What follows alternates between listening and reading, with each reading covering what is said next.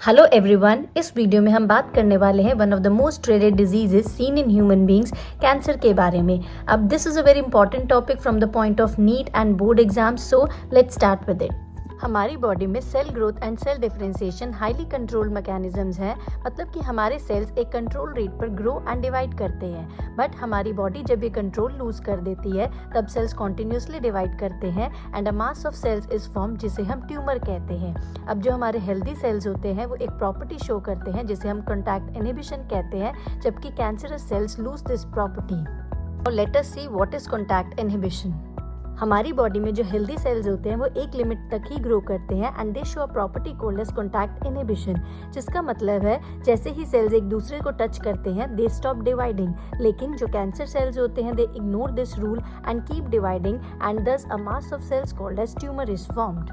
Tumours are of two types, benign and malignant. अब इसको हम कुछ इस तरह समझते हैं कि जो बिनाइन ट्यूमर्स होते हैं वो वेल बिहेव्ड सेल्स की तरह होते हैं, मतलब कि वो एबनॉर्मली ग्रो करेंगे but stay in one place, यानी कि ट्यूमर स्प्रेड नहीं करते। जबकि जो मेलिग्नेंट ट्यूमर्स होते हैं they are like the bad guys, मतलब कि वो अनकंट्रोलेबली ग्रो करेंगे, इन्वेड करेंगे दूसरे टिश्यूज को एंड स्प्रेड करेंगे to the distant organs through metastasis. We can say that benign tumours are bordered, यानी कि उनकी एक परफेक्ट बाउंड्री होती है, एनकैप्सुलेटेड रहते हैं, स्टे करते हैं एक ही प्लेस पर, आइडेंटिकल सेल्स होते हैं और इनकी प्रोग्नोसिस गुड होती है, यानी कि they are non life threatening. जबकि जो हमारे मेलिग्नेंट ट्यूमर्स होंगे वो क्या करेंगे, स्प्रेड करेंगे दूसरे एरिया पर, एग्रेसिवली ग्रो करते हैं and threatening. Now coming on to the causes of cancer. Cancer एक मल्टीफैक्टोरियल डिजीजेज है, मतलब कि there can be many factors that cause cancer. Firstly let's talk about the physical agents. Physical agents में हमारे पास ionizing radiations like X rays and gamma rays आती हैं and non ionizing radiations like UV rays आती हैं, जो कि क्या करती हैं, डीएनए में म्यूटेशन करती हैं, जिसके कारण स्किन कैंसर कॉज हो सकता है। Second we have is chemical agents. Chemical agents में मोस्टली जो एनसीईआरटी में मेंशन्ड है that is the tobacco smoke, जो कि मोस्टली करता है lung cancer. Thirdly we have the biological agents. अब कुछ वायरसेस भी होते हैं जो कि कैंसर कॉज करते हैं और इन वायरसेस को हम ऑन्कोजेनिक वायरसेस कहते हैं।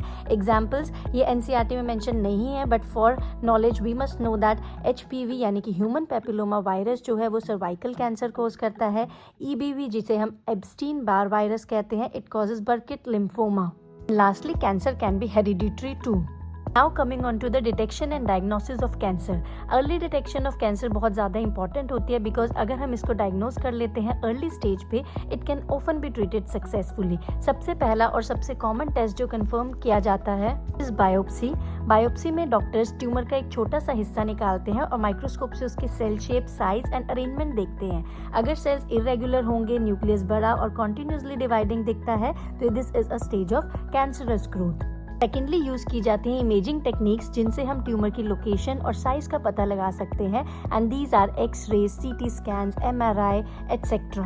Now lastly talking about the treatment of cancer. Cancer can be treated by surgery, radiation therapy and chemotherapy. अब सर्जरी परफॉर्म की जाती है जब ट्यूमर लोकलाइज्ड होता है। उसमें होता क्या है, जो डॉक्टर्स है वो ट्यूमर और उसके आसपास के कुछ नॉर्मल टिश्यूज को सर्जिकली रिमूव कर देते हैं ताकि कोई कैंसरस सेल पीछे नहीं रह जाए। Secondly we have is radiation therapy. Radiation therapy में हाई एनर्जी रेडिएशंस जैसे कि एक्स-रेज, गामा रेज का यूज किया जाता है एंड कैंसर सेल्स को डिस्ट्रॉय किया जाता है।